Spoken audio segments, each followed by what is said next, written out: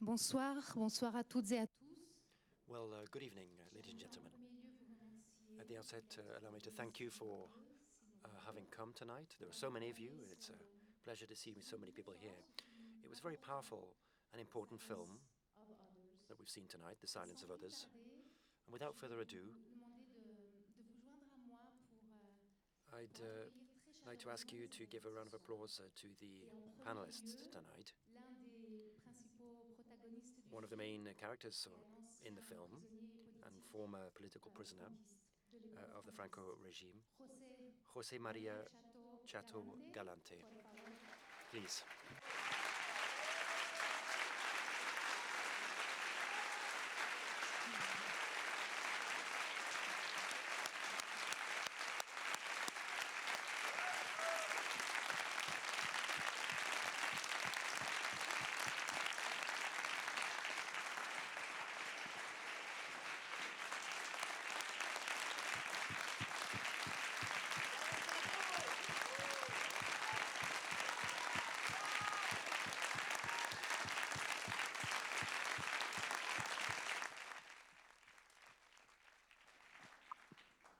Merci, je vais également prier. Thank you. Could I also ask one of the filmmakers to join us on stage, Almudena Caracero.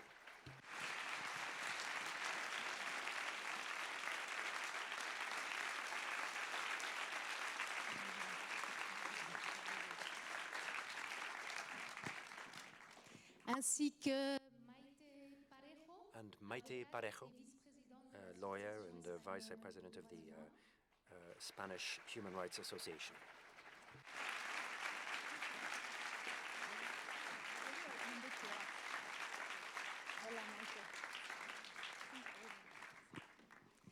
Et enfin, une grande amie du festival. And finally, a very great friend of the festival, who is honoring us with her presence tonight, Kate Gilman, Deputy High Commissioner of the United Nations for Human Rights.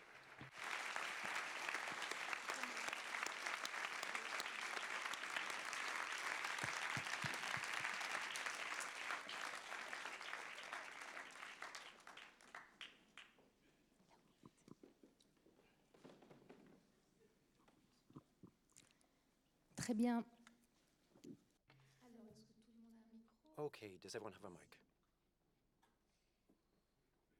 Thank you. Je crois que dans ce film ce soir, I think in this film tonight, there are two main thrusts to what we've just seen. On one hand, the relationship between indelible memory, which is the title of the panel tonight, indelible memory of crimes, and the power of traces of bones, which we see throughout the film, remains, human remains, the indelible memory and the power of these remains, the reminders of these crimes in the face of political denial, represented by a gap, a hole in history,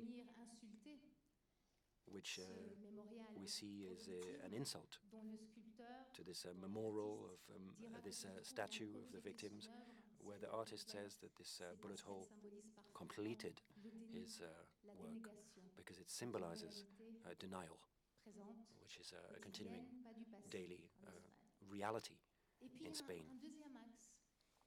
And then there's a second main thrust, I believe, to the film that we've just seen, and that is the fact that there is no statute of limitations for this type of crime, and that's something that you talked about, Chato, as well. When you talk about crimes against humanity, the most serious international crimes, there is no statute of limitations. The perpetrator should be brought to justice whenever that takes place. But that comes into contact with the fact that time does pass, and that time is seen symbolically in many very strong, powerful ways throughout the film. There is a time for criminal action, and This case has been going on for 7 or 8 years now, since the very first complaint was made in 2010. And during that time, the reminders remain, but archives and other proofs are disappearing, and sometimes that applies to the perpetrators as well, and some of the victims as well are disappearing, passing away as the years pass. And we saw that at the end of the film. One of the lawyers of the team passed away in 2017, one of the main characters of the film that we see throughout. Modena, you filmed him throughout the film.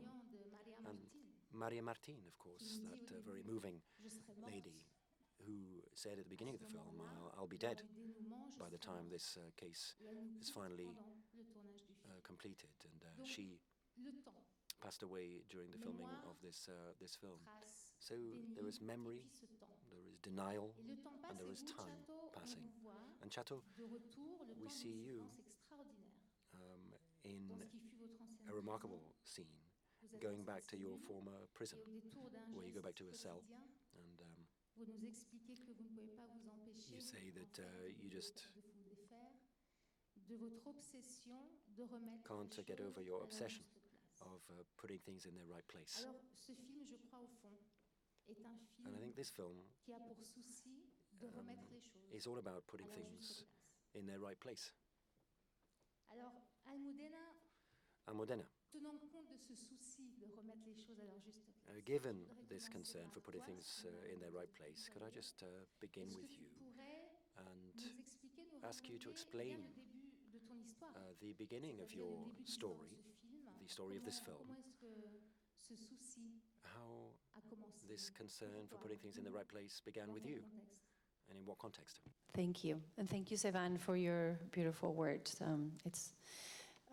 It's beautiful. And actually, just to comment on that moment when we were editing the film, we felt that the moment when Chateau put the toilet away was one of those character moments when a character tells you who they are through an action, because that's what he has devoted this big part of his life to putting things in the right place.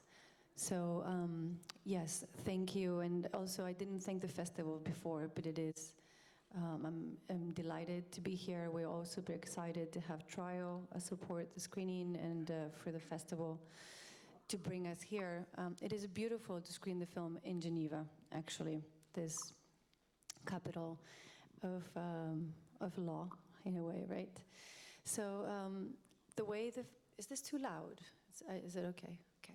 The way the film started is when I was born. So I was born during the transition in '72. That was 3 years before Franco died. So my childhood was very politicized. But very soon, my generation left all of that behind. I was very politically active during university and afterwards, obviously. But this was an issue that no one really thought. It was not on our collective agenda of struggles to do in Spain, right? And so I moved to the US, and I actually made a film about a group of immigrant women fighting for their rights and fighting for their dignity.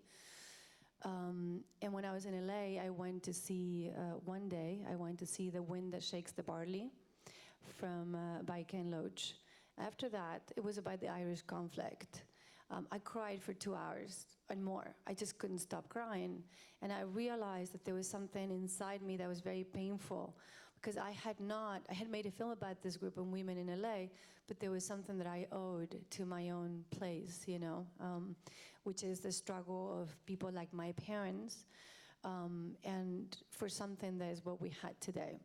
And I think that probably this worry of my generation actually went along with many other people, because I think that there is, and this is my feeling, a new wave in Spain where there are new generations, and also my generation and older, that are starting to rethink.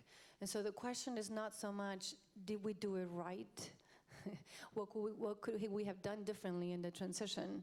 But I think the issue is, how is it that in 2018, how can we have thousands of bodies by the side of the road? How could Maria Martin die without unburying her mother and burying her in a proper place? How could it be that people who are under a judicial process right now cannot be prosecuted, or people that have been accused of torture cannot be prosecuted? How could it be that there are thousands of stolen children in Spain who don't even know who they are in 2018? And so those are the questions that I think the film tells, or the film asks. And to be honest, that was why the film took so long to make, because we wanted to talk about those stories, and we wanted to pose those questions through the point of view and the life of the people who experience it, so that the audience could sit and sort of feel what it feels like to be in their skin. It's the humanity of the film that is what probably is able to reach the audiences the best. Mais si l'idée, la nécessité de réaliser un travail So the need to make a film like this has been with you for a long time now. But what's the trigger? Was it when that complaint was submitted in 2010? Or was it the preparation for that complaint being lodged? Is that when you thought about starting the filming and getting into touch with all the protagonists? Or were you already in touch with them before? To say that, actually, you're right. So what happened is that in 2010, this is how the film started, right? The stories of stolen children started to come out. We had just had our daughter, and so we were very sensitive about this issue. And so we actually moved to Spain.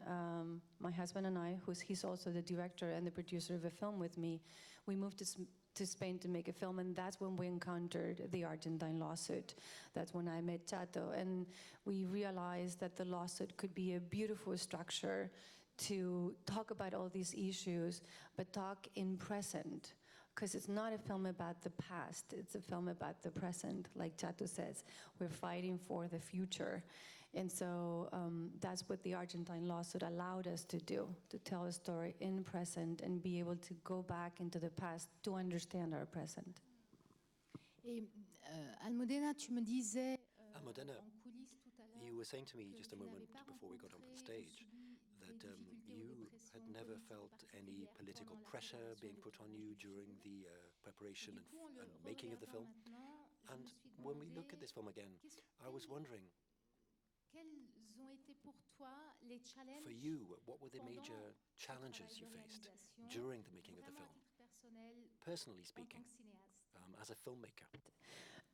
Well, this is being recorded and it's going to be on Facebook, so I'll try to be less personal. But there are many challenges. It's 7 years of your life with many sacrifices. Our daughter grew up during those 7 years. She's 7 now. So we're talking about a lot of personal sacrifices, right, of not being with her, for example, because we had to film suddenly during one night because they had a meeting, you know. But I think the most difficult challenge for me personally was was the pain of wondering if I could ever do justice to this struggle, if I could do justice to so much pain. Like, I remember I would look at the photo of the women without, that had been shaved. This is the photo of a group of women minutes before they're executed. And I looked at that photo very often, and I would wonder, like, will the film really honor all this pain and all this struggle? And so personally, that was the biggest challenge for me. And again, that's why it took so long, because until the film was exactly what we wanted it to be, we didn't have, it's not that we didn't want, it's just we didn't even have the right to stop, because the film became bigger than us as filmmakers. The film became the story of a movement and the story of such a big struggle that doesn't belong to us, really. We are just humbled to have been able to document it and to put it into a film and to be here. Tu avais conscience, et j'aimerais rebondir après en I'd like to come back to El Chateau about this in a moment, but were you aware at the beginning of the making of this film that it would take such a long time? It would take 7 years, like your daughter. No, when we moved to Spain, we thought it was going to be a year. Okay. So we were living in New York. We put everything on a storage facility, thinking it was going to be a year. So everything has been in a storage for 6 years now. So no, we didn't know about how long it was going to be. But I think that part of the beauty of the film perhaps is that you're able to trace things over time, and you see the intimacy that we create with the characters. I do the camera and my husband does the sound. So our team is very small, and you can see the development of that trust with the characters, right, I hope. And so in a way, time is a protagonist in many ways, right? During the making of the film, we lost many dear ones, like Carlos Eslepoy, who's always in our hearts, and Maria Martin. But we also gained sort of a process, sort of the document of an experience, you know. Yes, of course. Le temps est définitivement, Time en anglais, is definitely one of the protagonists of this film. Et Chateau, au fond, Chateau, après 40 ans de dictature, after 40 years of dictatorship, autant d'années de démocratie maintenant, and practically as many years on vous entend dans le film, as a democracy now, we hear you in the film explain vous devez cohabiter avec that un criminel de masse. you had to live just yards away Le temps passe, from mais cette cohabitation a est réelle. criminal. And Et puis, the time has en regardant passed, le film, on years se have dit gone by, aussi but que that vous devez cohabitation is a cohabiter avec reality. des And you also had to live with qui, pour la plupart, ne savent rien de la loi people d'amnistie who de didn't know 77, anything about the Amnesty Law ne savent rien of du pacte de 1977, silence, didn't know on anything n'apprend pas about ça à the l'école, on Pact n'en of parle Forgetting, pas. because people don't Ou learn alors about that des at school. concitoyens qui savent, mais qui préfèrent Fellow oublier, Spaniards si who tant est que l'oubli prefer soit possible, to forget, en tout cas ne pas if adresser possible, ces questions-là and que not vous deal adressez dans le with cadre the issues that you are de raising vos actions en in your Espagne. work in Spain. Et donc, j'avais envie de vous demander, So et je vais vous poser la question en espagnol. I'd like to ask you, in Spanish, if I may,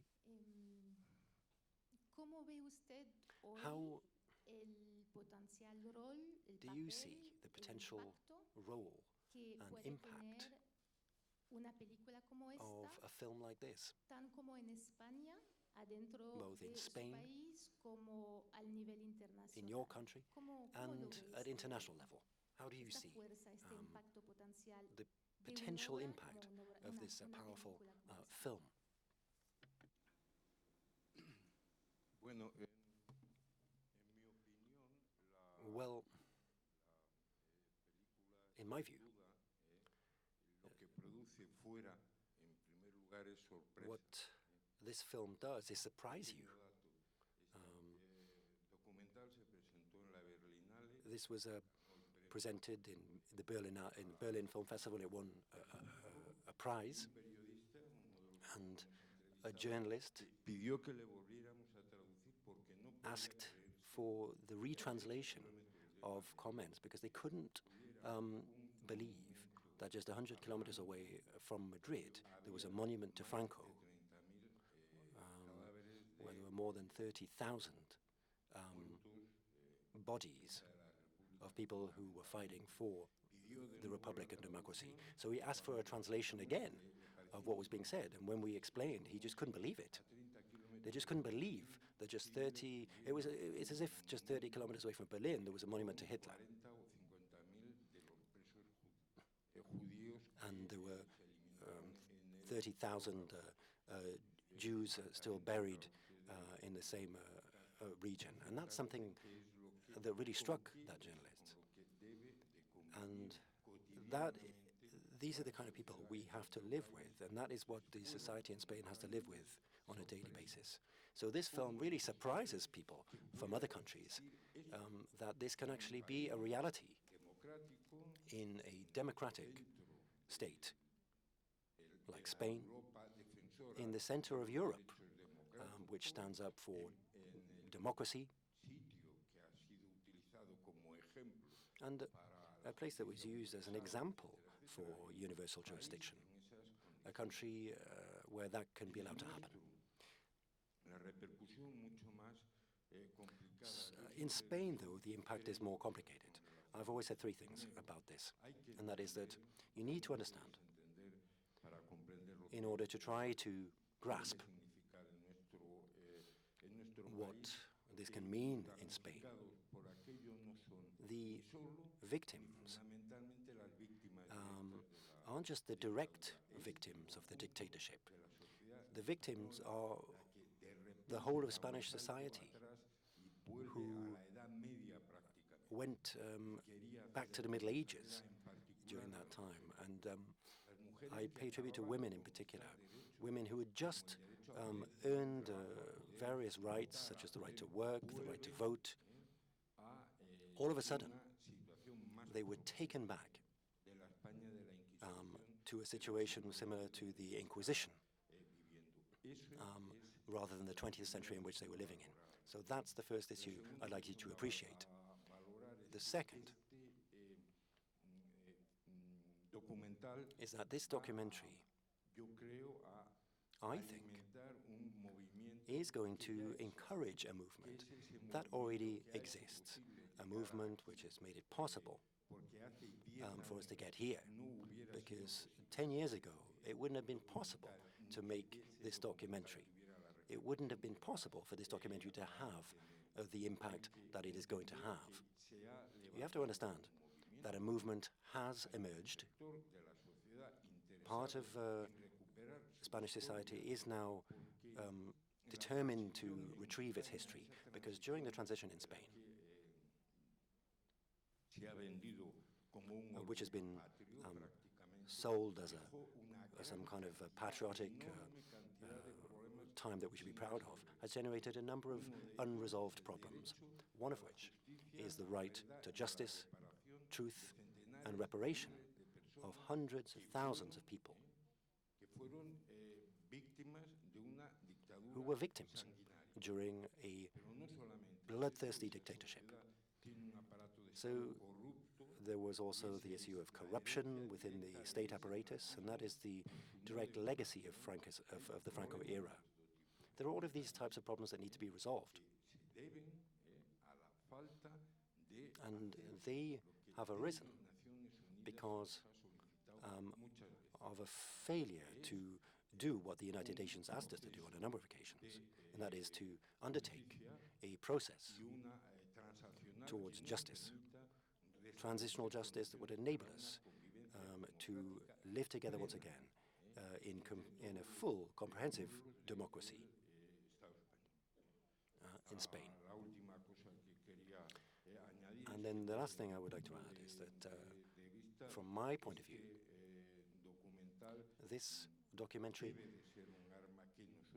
should be a tool for us to use. And it's a tool for new generations. Because at one point in the documentary, I said that I've always been aware that we're not looking to the past, but to the future. Resolving this problem is a basic precondition for our country to look to the future with freedom and democracy. Merci, Chato. Thank you, Chato. Je crois qu'il y a un plan, vraiment un objectif I think à terme que there vous êtes is tout à fait conscient, a plan, cherchez, a vu, conscious que vous souhaitez plan atteindre that you have to achieve certain objectives with this film avec les personnes qui ont participé à and la with the réalisation people de ce who film, avec leurs took témoignages, part avec in leur the making of the travail, film, avec their les actions judiciaires testimonies, qui sont menées, mais sur the les legal actions judiciaires proceedings that are now menées, underway, and we'll get etc. back to that in a moment with Maite. Chato, Almudena, est-ce que But Chato, vous pourriez Almudena, nous en dire un peu plus could either of you tell us a little bit more ce que vous prévoyez about what your intentions are la vie après les projections once this film has been shown? Right. ¿Hablo español? ¿Me traducen los traductores? Shall I speak Spanish? Vale. Sí, Okay. hay un dicho que dice cuando Yes, there's a saying that says that you finish a job when you start a job. And we finished the film, and now the process is beginning of working with the film in order to ensure that the film can have the impact that we want it to have. We are designing a campaign. We've been thinking about it for the last 2 years now, with two main components. Firstly, at the international level, in terms of raising awareness, disseminating the film, and then what we are really trying to achieve is to achieve our objectives with showing this film, so that outside of Spain, people can understand what is going on in Spain. Very often we talk about human rights, but it's as if Spain wasn't affected by that. People say, well, it's in Europe, so clearly there aren't any problems there. But there are so many problems in Spain that should be seen in the context of the respect for fundamental rights and human rights. And hundreds of thousands of people have been denied the enjoyment of those rights. So that's what we're trying to share at the international level. We are trying to use this film in countries where there are processes of transitional justice going on. Countries that are emerging from dictatorships or terrible situations, so that they can see the film as an example 40 years later of what was swept under the carpet, but which continues to be relevant. So within Spain, we also have a very ambitious campaign. Hashtag 8000 is a campaign that we are using to try to show the film in 8,000 municipalities around Spain. That involves a lot of work, great efforts, but we believe that's very important, because very often in villages, in the regions, it's important to get this conversation going, so that the relatives of victims learn about their history and learn that their grandparents were executed, for example. Many people don't even know that today, but also so that this conversation can take place. There was a whole generation, as Chato was saying, that didn't live through that time, that conflict, and that are interested in knowing about this and in learning about their past. So they're the two components that I was referring to. That's what we're working on now, and we're now looking for funding for that campaign, because it's going to need a lot of support from a lot of people. ¿Y cómo ve, por ejemplo, usted, And Chato, cómo evalúa o cómo valoriza how do you este largo camino, assess recorrido the de esos últimos 7, 8 progress that's been made over the past 7 years? valoriza? How do you assess that time and the making of this film? El camino, desde mi punto de vista, es muy Well, for me, positivo. Yo recuerdo we've come a long way. que la primera vez que nosotros empezamos I remember when we first started talking about these issues with lawyers, with parliamentarians, and most of them just wouldn't touch it with a barge pole. They ran away from it. They wouldn't even want to talk about it. hay Today, 67 ciudades there are 67 en el Estado español que han decidido cities in Spain that have decided to submit or lodge complaints regarding crimes committed by the Franco dictatorship against their citizens. Next Tuesday, dentro de nada se va a discutir en el Congreso de Diputados in the una modificación de la ley Spanish Parliament, there will be a discussion to amend the law, the Amnesty Law, pueda ser aplicada a los crímenes contra la humanidad. on the grounds that it cannot be applied to crimes against humanity. Today, a discussion of the amendment of the criminal code is taking place. Español que permita, o sea, que no considere prescriptibles That would make it possible to ignore the statute of limitations for crimes against humanity. So these are two initiatives that we have been working on, contacting the same politicians that before refused to discuss these issues. So I think that summarizes the progress that we have made. pero ninguna de esas cosas es una garantía. But none of that is any guarantee, No lo llevamos as Almudena was saying, a todos y cada uno de that los we are going to reach all of these villages and regions, because Carlos says in the documentary that pueblos en not a single village in Spain donde la dictadura no hiciera sangre, wasn't affected by this bloodthirsty dictatorship. que no se pueden You need to understand imaginar that you just cannot imagine the types of crimes that were being committed by the Franco dictatorship. The testimonies are just frightening. That's what happened, that's what affected our whole society, and we believe that there's an unstoppable movement now building from the grassroots of society, because when people see what happened, they read about the darkest times of our history, they will be determined to build the conditions to live together in peace and democracy.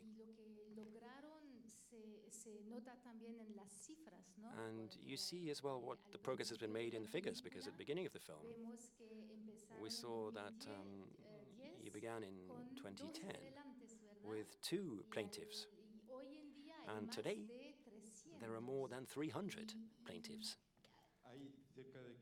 There are about 500 actually, representing 9,800 people. And in the film, that is very subtle, the way in which we see that, but we see the work that's being done. And we see how, as the years go by, progress has been made on the legal front anyway. En parlant justement du travail.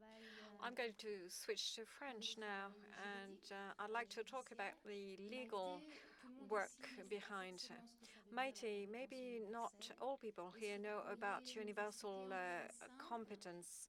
Can you please explain what it is, how it works, and in that particular case, what happens between Spain and Argentina to carry out the investigations? Bueno, el principio de justicia universal. Well, the principle of universal jurisdiction. What is it and what's it for? Well, if you really want to try to understand it, you need to think about crimes, the nature of this type of crime.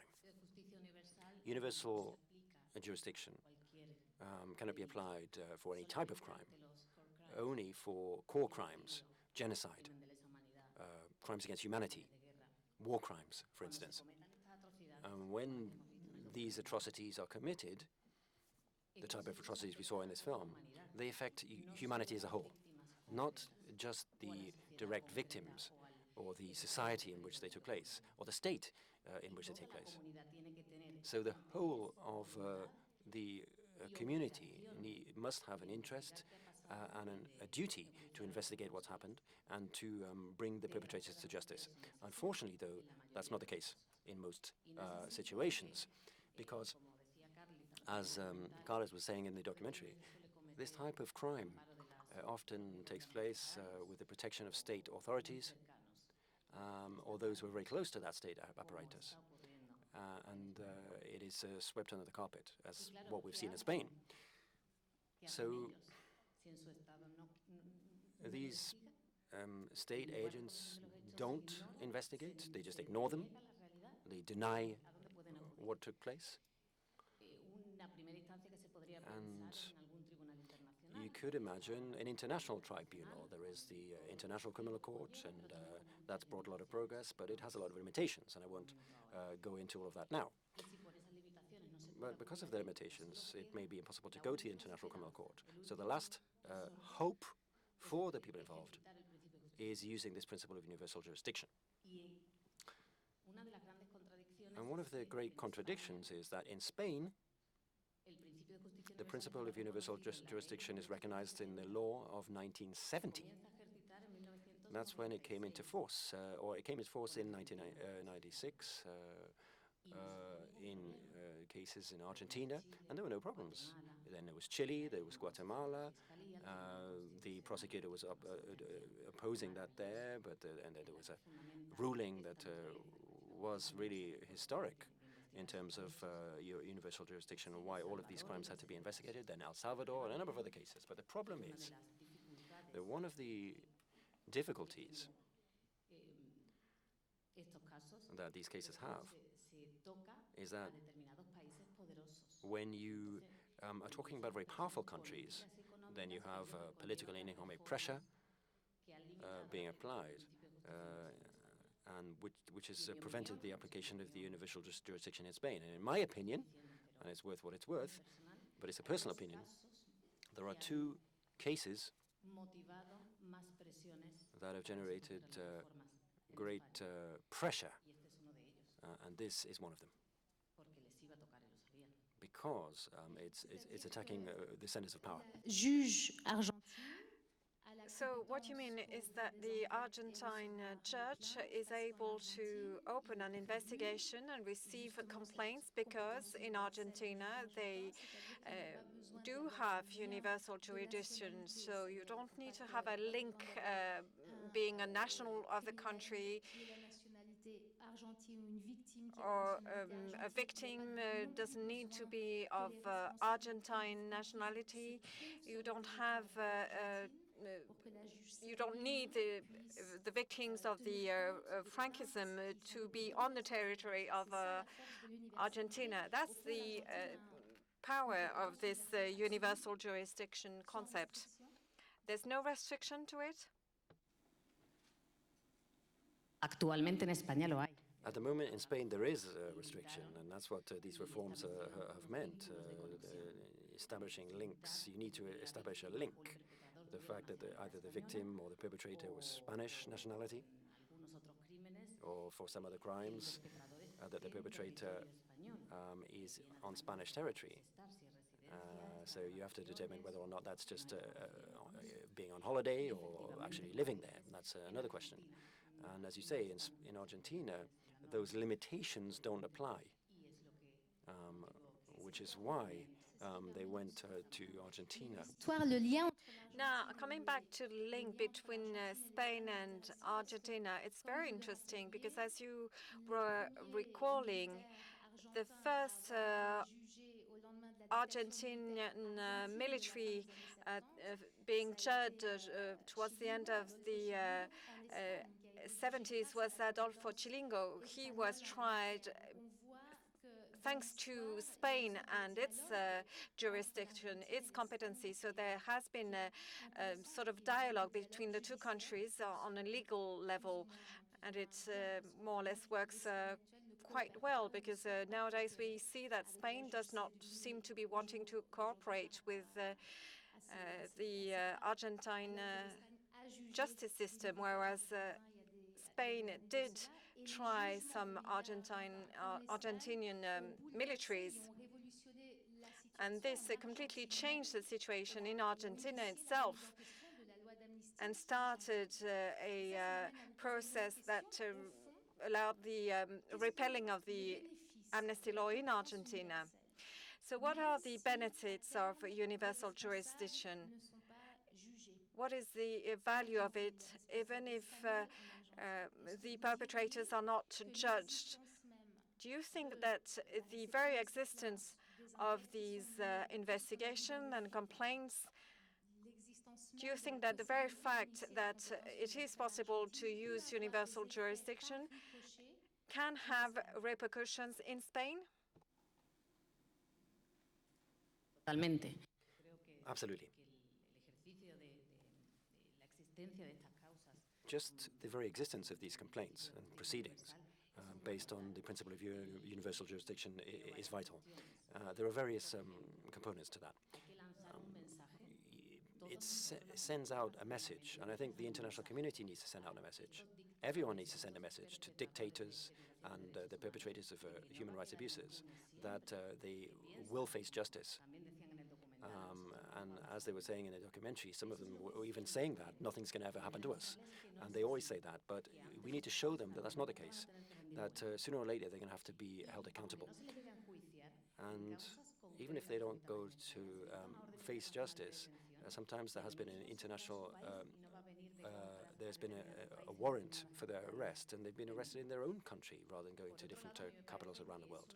On the other hand, I also think, as I've learned from Chato and many others, that this is a form of reparation. As you've seen, because a judge is actually listening to the victims. There is certain recognition that it was real. I mean, they know that it was real, what happened to them. But the authorities have always denied that it was a crime against humanity, that it was a systematic crime, claiming that it was a common or exceptional crime. And so this is a type of therapy, and it helps the victims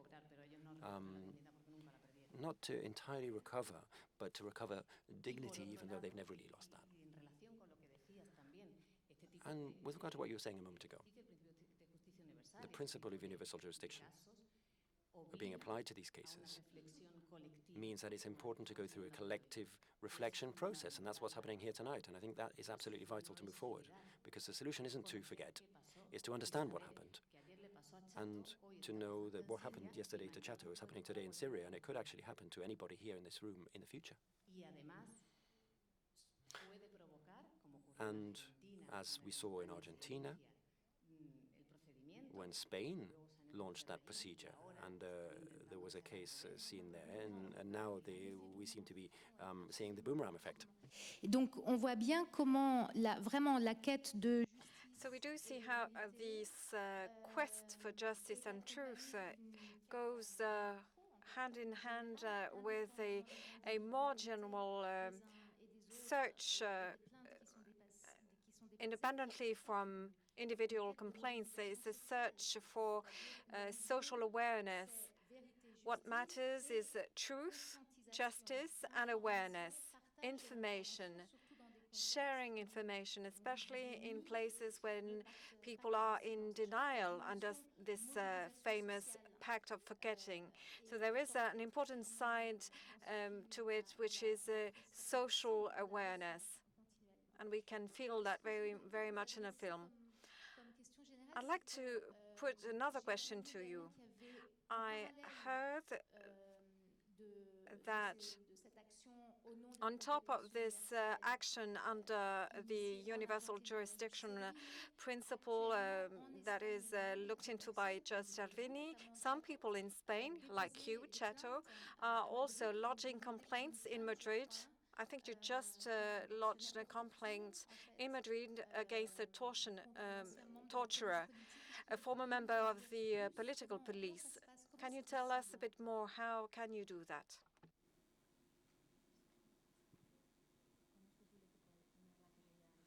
La nueva en España mismo. In Madrid. Well, Carlos used to say that we had to go to Argentina because they closed the door on us in Spain, but we had to climb in through the window in Spain. So that's where we are. We're on the balcony, we're climbing in through the window, we're climbing in through the town halls, and there are complaints in Pamplona, for instance, Tarragona, Goragita, a whole series of municipalities. And the victims of Billy the Kid started to submit complaints ourselves. So we saw that the situation was possible in Madrid. Just a couple of weeks ago, a Spanish judge denied the processing of that complaint, saying that it wasn't a crime against humanity. It was not a crime against humanity because it wasn't systematic or widespread. It was just an isolated case. And hearing that in a country where there are hundreds of thousands of people who, between 1963 and 1975,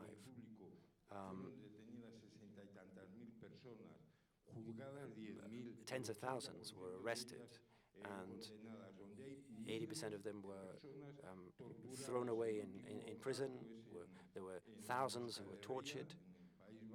In the Basque Country, the government carried out a study to find that on the basis of the Istanbul Protocol, 4,200 people were tortured just in the Basque Country.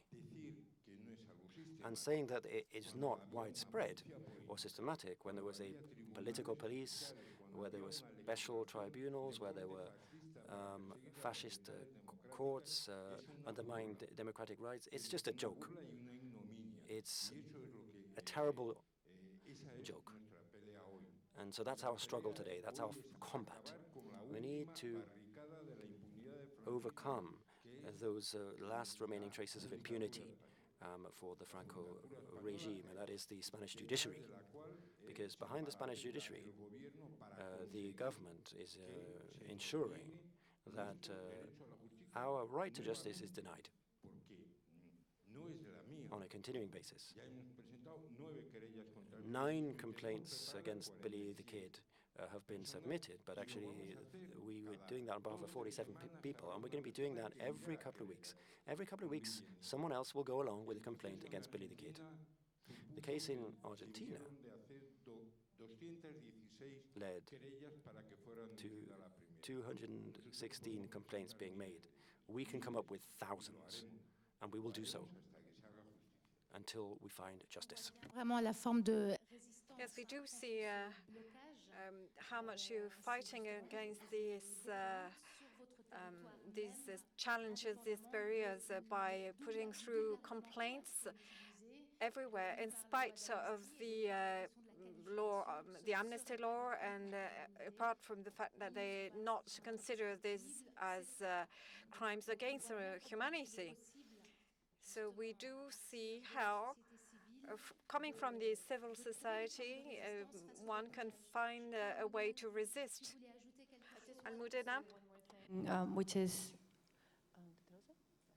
that the reparation, because you were talking about truth and justice, and the third leg of that is reparation. And reparation is very, very wide. For some people, they just want to exhume and bury their loved ones properly, and that's reparation for them. For some other people, is for someone to tell them, yes, it is true, we killed your mother unfairly, and we as a state recognize it. Acknowledgement, because one thing that's very important is that victims in Spain have not been acknowledged officially and unofficially. They struggle to be recognized as what they are, and for people to accept and admit that something happened to them. That's reparation. For the judicial processes to be revoked, Chato is officially a criminal in Spain because he was a fighter for democracy. He gave leaflets and he participated in a political party, activities that became legal, obviously, under democratic Spain. Reparation is also opening archives. Archives in Spain are closed, and it's very hard to access. The church archives are closed. The archives of the fascist party that worked, under Franco are closed. So we're talking about many types of reparation that have never occurred in Spain. Obviously, we saw the issue with the street signs, monuments. It really is never ending. But it's a whole array of reparations that many people are asking for. C'était très intéressant, justement, la séquence. Yes, it was very interesting when we see that within the same family, Maria Martin's family, in fact, the son and the daughter having a chat around a car, and they were wondering whether it was a good idea or not to change the nameplates for the streets, to erase the names of characters from the Franquist era. Good history, bad history, we need to recognize both of them. What do we do? And then you see the vote in the city of Madrid. Maria Martin's son came to Berlin, and as Chato was saying, we were in the Berlin Film Festival, and that was when the film was first released. But this is the second place where the film is being shown. So this is quite an important event as well. And Maria Martin's son came to Berlin, and if you look at the photos on Facebook of the silence of others, you'll see that there are 24 people up on the stage. There were really a lot of people who were filmed in that film who came, and Maria Martin came as well, and she loved watching the film because she'd never seen it. And there's a photo crying, and after the film, her son said, I've changed my mind. his mother found it so hard to see him suffer so much and to know that it wasn't going to be successful. And that's what she used to say. A lot of people didn't participate because they didn't want to suffer. And I think you have to respect that as well, certainly as a way of protecting yourself. Kate Gilmore, je crois que nous serions d'accord pour dire que Kate, la loi I think we can agree to say that the Amnesty Law from 1977 and the way it is nowadays applied and used in Spain is hardly compatible with international human rights law, with the main international conventions in that area. It's not compatible with the spirit of the fight against impunity. quel changement serait nécessaire? What do you believe would be the necessary or possible changes to change that? Please forgive me, I will speak in English out of kindness to your ears. If I may start by just celebrating Chateau and Almaduna for this extraordinary gift to us all that we've benefited from this evening. It's extremely moving, extremely challenging. You asked what needs to change. I'm very tempted, but I will deny that I said it, the government.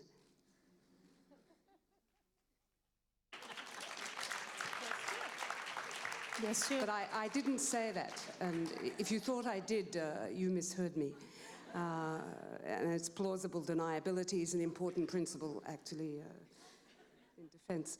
But let me speak for a moment just about, human rights machinery. I can tell you the amnesty law in Spain has been denounced year after year after year by independent experts on the right to memory, independent experts on torture, independent experts on non-regression, independent experts on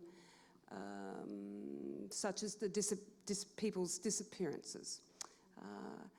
It's a point that's incomprehensible from outside the country, and with great respect to the democracy of Spain and, of course, to the elected government of the above and aforementioned, it is incomprehensible that a government which ran for and was successful as a member of the Human Rights Council can tolerate for one moment more the sort of vicious silencing of the truth of people's lived experience of the kind that has been captured so powerfully here.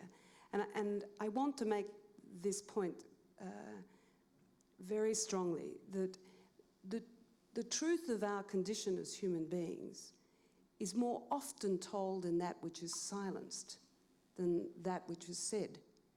And the power of what lies in the world's silences is something we must attend to, because therein lies suppression of voice, therein lies cover-up of the abuse of power, there lies a tolerance for cruelty that is completely counter to the ideas of peace and prosperity.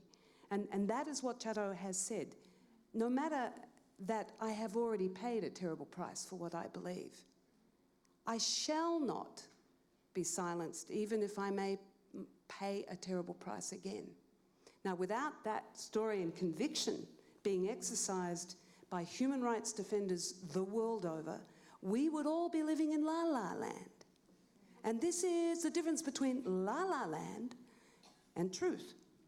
That's what's hanging in the balance. For all the fine machinery of the human rights world, at the end of the day, this is about not just universal jurisdiction, it's about universal truth, who gets to tell the truth, and by what measure shall something be judged truth. It is therefore also about universal justice.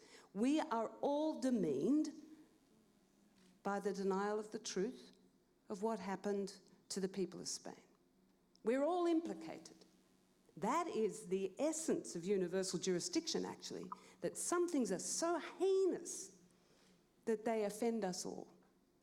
And therefore, it's a great gift that we've been made to confront this story, and in that confront our own inhumanity, I believe. Mais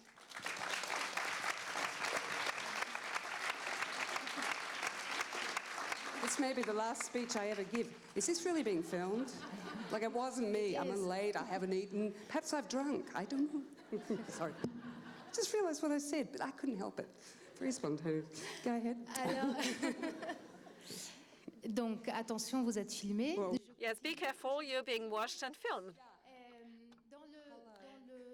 Dans le cadre, So, dans le champ de compétences, dans le cadre within the jurisdiction, the competency of the Human Rights Council, what kind of steps and measures could be taken pour confronter, to pour résister aussi, mais cette fois-ci par le haut et pas par le oppose bas, c'est-à-dire par une partie de la société coming from the top, not coming from the ground, not coming from society itself? So coming from the top, if you think in a top-down approach, so within the Human Rights Council, for example, what kind of steps or measures could be taken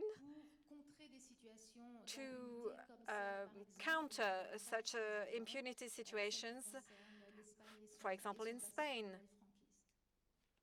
well, thank you. And let me invert the paradigm. This is the top, right here. This is the best of the human condition. This is where lies courage. This is true leadership. This is what leadership looks like. So, meanwhile, at the bottom, in the Human Rights Council of the United Nations, again, I mean that with great respect to the bodies, it is not the place where the deepest of changes occur. It is the place of, for many, of last resort. That's true. And it is, as Winston Churchill said of democracy, just a little less worse than the alternatives. Meaning, if we did not have a Human Rights Council that brought member states together to be in constant and often very authentic and very sincere dialogue on human rights situations, we would be far worse off. But that is not where hope lies. I don't think courage is really, well, courage is very rarely walked into the door of the Council, because more often it is a political adjudication of interests. It's inevitably so. The challenge for us all, though, is through those political instruments of Council, General Assembly, Security Council, and so on, is to do our utmost to never let silencing be put in the hand of the oppressor. So the business of testimony, of gathering evidence, of documenting, of reporting, of preserving evidence in the hope and expectation, because it's the right thing to do, that one day there will be a jurisdiction with the strength and the wisdom to try fairly those who must be held to account. This is what we're doing actually in regards to Syria. It is what we are beginning and trying to do with the support of member states in regards to South Sudan. It's what needs to happen in regards to the Rohingya in Myanmar and now in Bangladesh. It must be what is told about Argentina's own history, as we know. And we know the power of when the amnesty laws were lifted. And there can be no explanation whatsoever that would prevent the people of Spain speaking of their truth. And why does that matter? It matters that without truth being told, we don't learn. We are very, very bad at human beings as learning about our mistakes. But unless the truth is told, we don't notice that we've made heinous errors. And without noticing we've made heinous errors, we don't learn. If we don't learn, we repeat. And repetition of this, that is unconscionable. So it's desperately important that we keep the record. It's desperately important that we excavate the past to reveal a comprehensive history. And it's desperately important we never let silence win. This is actually, of course it's about justice. You know, we hunger for food, we thirst for water, we long for justice. Anyone who's ever sent a 4-year-old to bed ahead of a 7-year-old knows how justice throbs within us. This is not only, though, about justice, this is about love. What are we to be told? Are we to be told that because a family member disappeared, they are not to count? Are we to be told that because we did not know the fate of our loved ones, that we should accept that? Are we to be told that a family does not exist any longer simply because some members have disappeared? Oh no, oh no. Love is in our hands, and no one can ever take that love from us. And no one can ever tell us when our love is exhausted or where our love should go. And I'm sorry, but the amnesty laws in Spain are telling people it is the government's business as to how you love, and that's completely unacceptable by any measure.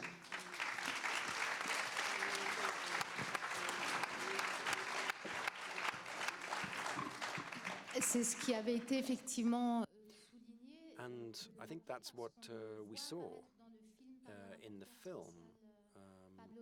That what was said by Pablo de Greiff, the Special Rapporteur, who visited Spain in 2014 and who came up with a report talking about these issues of memory through historiography, through forensic evidence, through working with the families of victims, through coming up with proof and documentation, and so on. Now,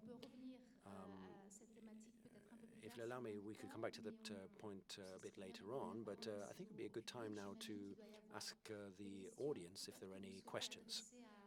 Would you have any questions for our panelists? Please, go ahead, madam. Now, how would you prefer us to proceed? Shall we take a few questions, or should we answer them one by one? Okay, go ahead, madam. Pardon, je crois qu'il y a des micros qui vont circuler. I think there are microphones moving around the room. Alors, bonsoir. Ma question, elle est plutôt dirigée Good evening. I have a question for Mr. Galante, for Chato.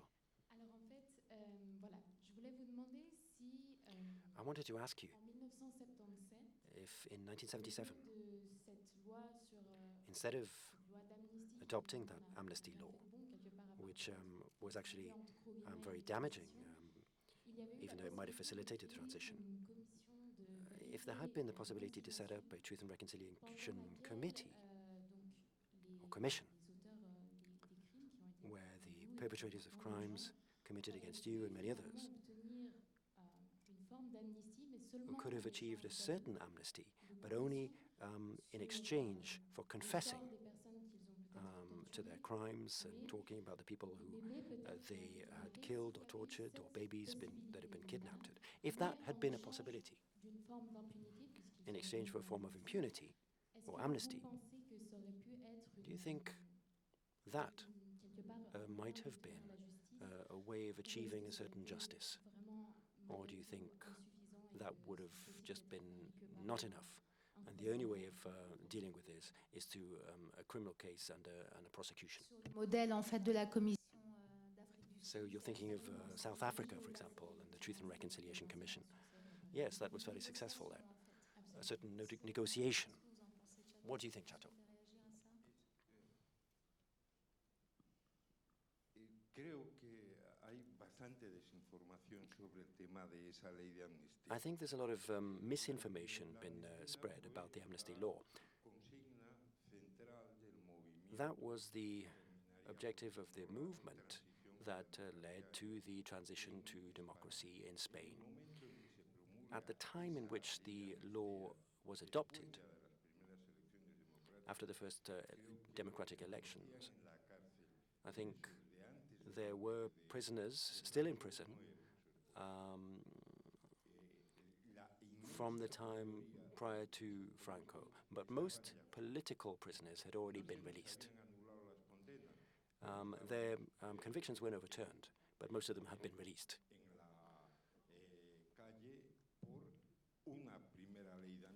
Because of the first amnesty law and a quashing of convictions. The 1977 amnesty law was basically designed to provide an amnesty to the dictatorship, and we need to be very clear about that. The whole of the state apparatus, and that includes judges, priests, police officers, officials who had worked under the fascist regime, were overnight turned into Democrats. Some people had been given awards by the dictatorship and then got awards through the democracy. Billy the Kid, for example. The Amnesty Law basically played that role. That's what it was for. It suddenly was proposed, it suddenly came up out of nowhere, and there were two parts to an article, 3 lines, giving an amnesty to all of the crimes of the dictatorship. And that's all. And without any doubt, then that was a gift to those people, because the centers of power in our country during the dictatorship continued to exercise power during the democracy, the continuation of the royal family, for example, and this amnesty law, which enabled the state apparatus of the dictatorship to remain in power. And that's the reality of the transition in my country. That's all.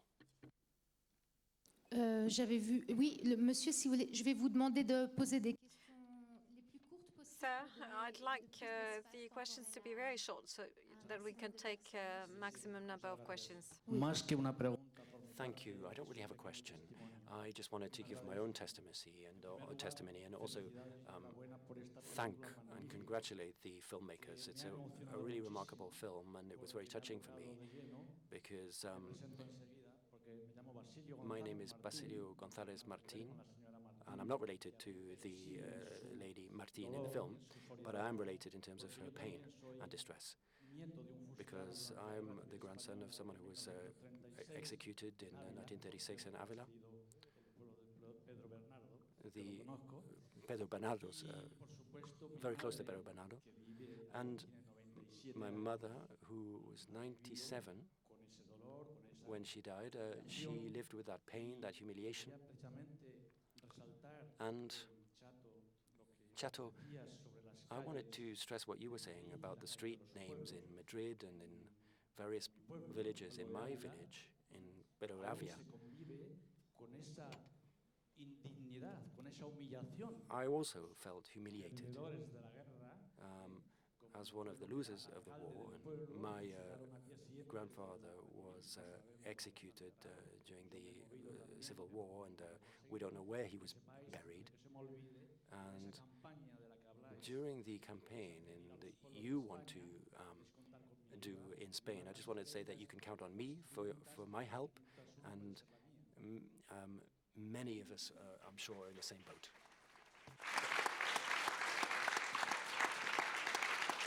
Merci. Merci, monsieur. Thank you very much. Thank you, sir, for your testimony. I've seen more raised hand. Sir? Le monsieur qui est au 4e rang, merci. Bueno. I can speak Spanish or French. I think Spanish would be better for me. I also have a testimony, but I also have a question as well. What surprises me in the atmosphere I see here, I see people being very optimistic. And I'm not a pessimist. I think you need to keep hope. But I think the solution to this is going to take several generations. I'm from the Basque country. I have my own history. And I'm just surprised that you were talking about the different municipalities. And you know that many of them would chase you away.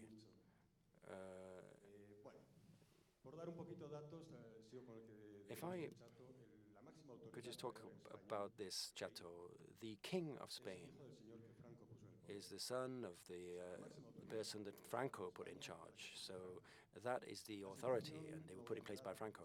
I won't get into the situation. Of course, you can read about this on the internet and find all the information you want about this, but I think this is a terrible precedent. Just talking here, I'm afraid to speak out. And maybe I'm just being paranoid. I'm exaggerating, but I don't want to get into the details of this, but how can you be so optimistic? I just think it's amazing. I agree that you need to be hopeful, but there are just so many terrible things out there. How can you be so optimistic? Well, just to clarify one thing to begin with, is that I lost my fear back in 1967. So it's going to be fine. It's going to be hard for me to find fear again. I'm not very optimistic generally in my life, but in this particular aspect, I think it's fairly obvious now that after the 8th of March in our country, where we saw a huge outpouring demonstration by the women of our country, when you saw a very strong social movement that we will be seeing on this coming Saturday with mass demonstrations to defend pensions, when you see this critical situation, not in economic terms, but in social, institutional terms, it's because all of these issues that were swept under the carpet have now been brought back out into light. And it's much simpler now, much easier now to be optimistic in terms of producing social change in our country. And I'm not a young man. I've seen a great many movements, but I've never seen one like this. I've never been so convinced that this is a movement that can bring about profound change. And if we're not capable of doing this now, we're as close as we've ever been. And if we're not optimistic now, then I don't know when we can allow ourselves to be optimistic. Maite, je crois que... Maite, I believe you wanted to add something. Almudena as well. Yo soy I am a born optimistic. And before and afterwards, I do think that we aren't far away now. And maybe this is related to what you were just saying. I don't know your name, but the gentleman was saying about being afraid. There was fear, but the work that these people are doing, that began in 2010, has brought information to many people living in the regions, in villages. The legal team that they have as well has disseminated a lot of information, and she's a wonderful lawyer as well. Their work is so important, and it is being fruitful. There was a young judge who was replaced, but that's a temporary thing. There will be more changes. There is a movement for change, and I'm sure it's going to bear fruit.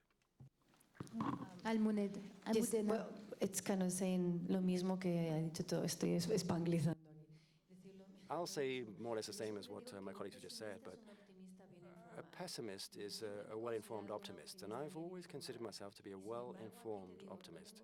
And we're not afraid, because we don't have the right to be afraid. If Chato's not afraid, then I can't allow myself to be afraid. But I do think that we are in an important phase now, and I'm not afraid of anybody. I think there are a lot of people out there in the Berlin Film Festival. There was a lot of press there, and what I saw was that for every person opposing this, there are 5 persons supporting us, and supporting us in our desire to speak out. And that's what we're talking about with the hashtag 8000. We want to have a dialogue and a conversation. And conversations are peaceful in nature, in a peaceful state. And we want to generate this debate, which I believe is very necessary. So that's why we shouldn't be afraid. I think Maria Martin would say that as well. The time for fear is over. Thank you very much. I think we can take one more question. Madam?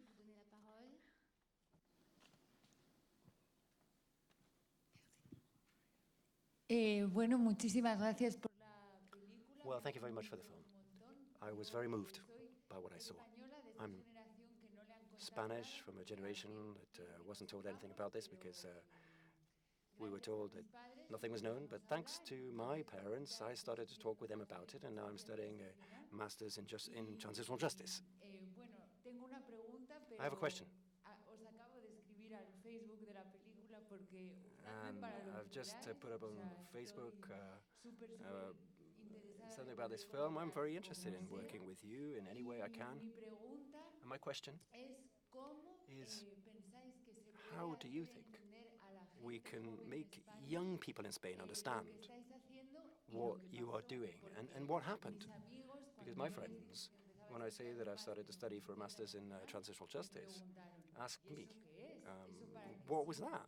And what's the point in it? Quiere decir que, no sé, So es que no se tiene it does idea porque suggest no that se some people empieza a just saber. really don't know anything about this Nada, because they weren't muchísimas told gracias. anything about this. So thank you very much, that's all. Yo les diría que vean la película.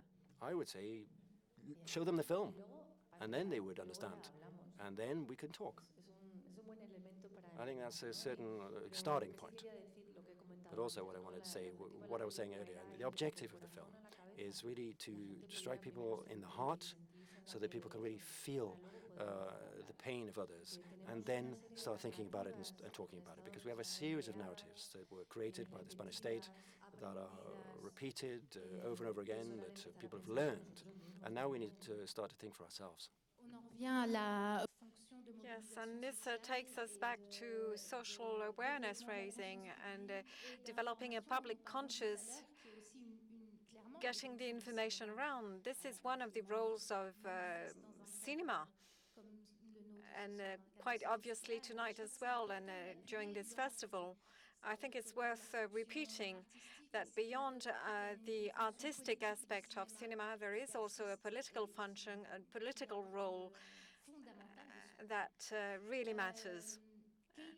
Kate, Vous accepteriez de would you accept to conclude this panel? What would you like to add tonight, partager collectivement ce soir? beyond what we said? And it's an honor to just affirm exactly what you were saying. I think the gift here is to recall that justice can be served through many media. And the power of moving beyond very technical and formal spaces of the kind that Geneva very generously hosts with the United Nations, and into art and literature and music, symbol, narrative and story. These have always been some of the most powerful tools for liberation.